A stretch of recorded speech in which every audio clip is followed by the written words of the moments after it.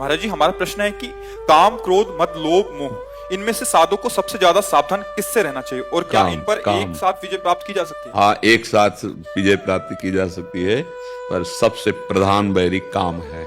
सबका मूल काम। काम से ही क्रोध का प्रादुर्भाव होता है, काम से ही लोभ का प्रादुर्भाव होता है। जब कामना में बाधा लगती है तो क्रोध आ जाता है, और जब कामना की पूर्ति होती है तो लोभ हो जाता है। अच्छा, कामना जहां होती है उसका मूल है अहंकार। उस अहंकार का मूल है ये देह भाव, देहाभिमान। अगर हम देह भाव को मिटा पाए तो समस्त दोषों का मूल जो काम रूपी दुश्मन है, इस पर विजय प्राप्त कर ले। ये जो मद और मत्सर आदि है ना, ये सब अहंकार की स्फुरणा में ही है। मैं इतना तो फिर आगे कैसे निकला जाता, मत्सरत मेरे से आगे निकला जा रहा है। मत्सरता मतलब ये बहुत बड़ी जलन होती है जो बेमतलब जलाती रहती है। आप जैसे व्यापारी हैं या आप किसी भी मार्ग में हैं, आपके बगल में वो ज्यादा उन्नति को प्राप्त हो रहा है तो हम बेमतलब जल रहे हैं। अब हम अपनी उन्नति के विषय में नहीं सोचते, उसकी अवनति के विषय में सोचने लगते हैं कि कुछ भी यार, हमारी दुकान में चाहे ताला पड़ जाए पर इसका। तो ये जो मत्सरता है, अहम मद है, मैं इतना ज्ञानी, मैं विज्ञानी, मैं वो मूल जो अहंकार है अंतःकरण धर्म में, जैसे मन बुद्धि चित्त अहंकार, इसी अहंकार के महल में सब रहते हैं। और इसका मुखिया है काम, और मुखिया काम मर जाए तो फिर सब मर जाते हैं। भगवान ने गीता जी में कहा अर्जुन जी को कि ज्ञानियों का नित्य बैरी काम कभी ना अगहाने वाला इस राक्षस को मारो। अर्जुन से कहा मारो इसे। बोले प्रभु कैसे मारे? बोले अभ्यास और वैराग्य के द्वारा। भजन का अभ्यास करोगे ना और वैराग्य, तो जो मन कामना में विचरण कर रहा है ना, ये वापस आ जाएगा। काम ही कामा संजायते क्रोधा स्मृति विभ्रमा स्मृति भ्रंशात बुद्धिनाशो बुद्धिनाशात प्रणश्यति। अब कह देना तो सरल हो गया, सुन लिया प्रवचन। अब इसको जीवन में उतारना बड़ा कठिन है, क्योंकि हमारा मूल भाव शरीर में बैठ गया कि मैं पुरुष हूं, अब स्त्री की तरफ या भोग की तरफ आकर्षण होगा। मैं स्त्री हूं, अब इसका आकर्षण होगा। मैं शरीर हूं तो अब इसके साथ बहुत सी इंद्रियां, बहुत आवश्यकता है, देखना, सुनना, भोगना, छूना, सूंघ। ये गलती अज्ञान के कारण जो हो गई, इसी से हमारे ऊपर संसार का ही असर पड़ रहा है, भगवान का बिल्कुल नहीं पड़ रहा। सत्संग का असर बिल्कुल नहीं पड़ रहा, बुराइयों का असर पड़ रहा है। क्योंकि असत को हमने आश्रय मान लिया ना अपना, तो अब असत का प्रभाव पड़ेगा।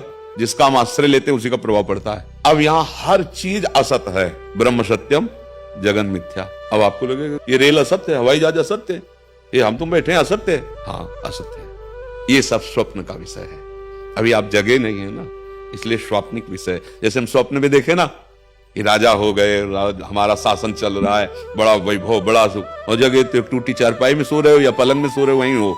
तो ये जगने पर पता चला कि ना आप राजा थे, ना आपका कोई शासन था, और ना आपका कोई सैनिक था, और सब कुछ था। ऐसे ही सच्ची मानना, एक माया, एक अविद्या ऐसी छाई हुई है कि एक भगवान, वो अपने को इतने रूपों में करके हम भूल भुलैया में फंस गए।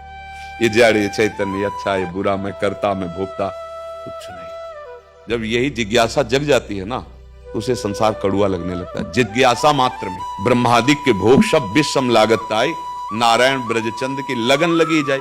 अभी तो लगन लगी, अभी तो ठाकुर की प्राप्ति थोड़ी हुई, उसे ब्रह्मादिक के भोग सब स्वप्नवत लगने लगते हैं। ऐसे समझो जैसे अभी 2000 का नोट बंद हो गया ना, एक बोरा नोट आपके सामने रख दिया जाए 2000, क्या फर्क पड़ेगा आपको? क्या फर्क पड़ेगा है? 500 का एक रास्ते में गिरा हो तो रुक जाओगे, पहले गिर जाए। क्योंकि 2000 को आपने जान लिया कि रिजेक्ट, आप ये किसी काम का नहीं रहा, उसमें तो कुछ आप सामान भी नहीं रख सकते, क्योंकि इतना किस काम का यार, समझ गए। और अब उसका महत्व है 500 का, तो आपके कदम रुक जाएंगे, चाहे जितने अरबपति हो। 500 अगर पड़े देखोगे ना, ऐसा नहीं होगा कि आप चल दो। समझ रहे हमारी बात? जब आपको एक ज्ञान हो गया, समलोष्टास्म कांचना, यार ये तो अविद्या का खेल है, वास्तविक तो आपके लिए पत्थर का टुकड़ा, माटी का ढेला और सोने की थपिया बिल्कुल बराबर। समलोष्टास्म कांचना, मान अपमान सुख दुख सब समान नजर आने लगेंगे। पर ये केवल बातों से नहीं होगा, क्योंकि अब जैसे अभी छोड़ दो ये बात, तो अब देखो आवश्यकताएं हैं, हमें जीना है, समाज में जीना है।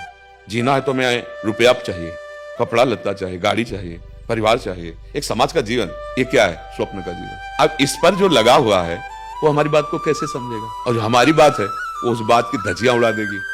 तो इसीलिए कोई भाग्यशाली होता है जब भगवान की विशेष कृपा होती है, तब वो साधु समागम में बैठता है। जैसे आप बैठे हो ना, ये भगवान की कृपा से। जब द्रवहि दीन दयालु राघो तो साधु संगति पाइए। कैसे? बुद्धिमान वही है जो क्रिया के पहले परिणाम निश्चय जान ले। बुद्धिमान किसे कहते हैं? कदम रखने के पहले अपनी मंजिल को समझ ले। लेकिन यहाँ कोई ऐसा नहीं सोच रहा। सब बुद्धिमान बन रहे हैं, लेकिन इस क्रिया का फल क्या होगा कोई बिरले सोच पाता है। सब लगे हैं, काय में लगे हैं? सुख प्राप्ति में। परिणाम क्या आ रहा है? दुख पे दुख, चिंता पे चिंता। यार तो 1 मिनट खड़े होकर तो सोच लो, तुम जो कर रहे हो इसका परिणाम गलत क्यों आ रहा है? सब चाहते हैं कभी दुख न मिले। बचपन से लेकर अभी तक, पढ़ाई से लेकर जितनी भी सेवाएं, बड़े पद, सबका उद्देश्य दुख कभी ना भोगूं और सुख मिले। तो दुख का पिंड नहीं छूट रहा। 1 मिनट रुक जाओ यार, चाल रोको, अपनी दिशा को चयन करो। अभी गलत दिशा है। पूरा जीवन व्यतीत हो गया सुख की खोज में और अभी तक तुम दुख ही दुख इकट्ठा कर पाए। चिंता, क्लेश, अशांति, सुख कहां है? अब थोड़ा सा मार्ग मोड़ करो विचार के। क्या सुख का मार्ग तो फिर शास्त्र और संतों से पता चलेगा। बड़े भाग पाई सत्संगा, वो बड़े भाग्यशाली होते हैं जो अपने कदम रोक लिए। यार मैं गलत दिशा में जा रहा हूं क्योंकि सुख चाह रहा हूं, मरना नहीं चाहता और मृत्यु के नजदीक पहुंचता जा रहा हूं। देखो ना, लोग सुख की चाह में शराब पीने लगे, मांस खाने लगे, व्यभिचार करने लगे और बुद्धि, शरीर, भविष्य सात चौपट होना शुरू हो। कोई बुद्धिमान आदमी, जैसे कान में पुकारा जाता है ना तो शब्द पहुंचता है तो जागृत, ऐसे संतों के शब्द जो होते हैं वो जागृत करते हैं। आप विदेश में हो, शब्द पढ़ा, आप जागृत हुए और आ गए। भगवान की कृपा हुई, आप आ गए। अब आप और जागृत हो जाओ। यही कर्म करने हैं, कुछ बदलना नहीं है। इसी बेस में रहना है, कुछ नहीं बदलना। उद्देश्य बदल जाए, सुख ही सुख मिलेगा। पूर्व से जो कुछ हमारा हिसाब है वो तो आ रहा है दुख का, उसे भोग लेते हैं। आगे सुख ही सुख मिलेगा, क्योंकि हमारी फसल सुख वाली अब हो रही है।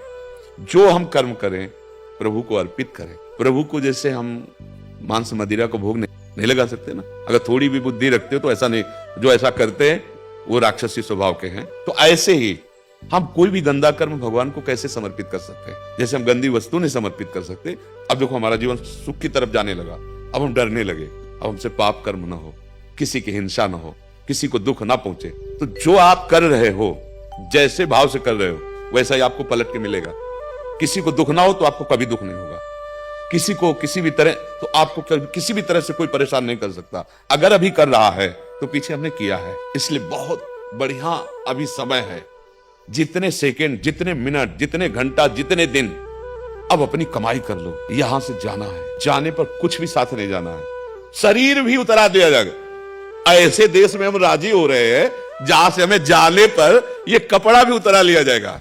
असत कर्म करो या सत कर्म करो, छूट है तुम्हारी। लेकिन जिस दिन यहां से निकाले जाओगे, कुछ भी नहीं, कोई भी नहीं। यार तो बुद्धिमानी तो कर लो कि ऐसी चीज कोई है यहां जो आप ले जा सकते हो। वो है नाम, वो है दूसरों का हित, वो है मंगल। और वो किया नहीं तो अब बताओ पूरे जीवन बेवकूफ रह के नहीं रहे। तभी गोस्वामी जी कहते हैं मन पचितई है अवसर बीते। इसलिए बहुत सौभाग्य है। हाँ, नाम जप करो, भगवद आश्रित रहो, विश्व में कहीं भी रहो। हमारे गोपाल जी की ही तो भूमि है, सकल भूमि गोपाल की। और भगवान की कृपा से आधुनिक यंत्रों का ऐसा विस्तार हो गया है कि जैसे आप यहाँ बैठे सुन रहे हो, ऐसे वहां टीवी में चला के बैठे सुन सकते हो। भावना कर सकते हो कि मैं वृंदावन में बैठा हूं, मैं सुन रहा हूं, तो वैसे लाभ मिलेगा। क्योंकि अगर भावना यहाँ ठीक ना हो तो यहाँ भी लाभ नहीं मिलेगा, और भावना दूर देश में ठीक हो तो यही लाभ मिल जाएगा आपको। क्योंकि लाभ वाले प्रभु जो है ना, कोई कण ऐसा नहीं जहां वो ना हो। जो वृंदावन में है वही कनाडा में है, जो एक देवालय में है वही एक पत्थर में भी है। कोई ऐसी जगह नहीं। यही तो बात हिरण्यकश्यप के समझ में नहीं आई थी, तो प्रहलाद जी ने दिखा दिया, खंबे में भी भगवान का प्रादुर्भाव हो गया। समझ रहे ना?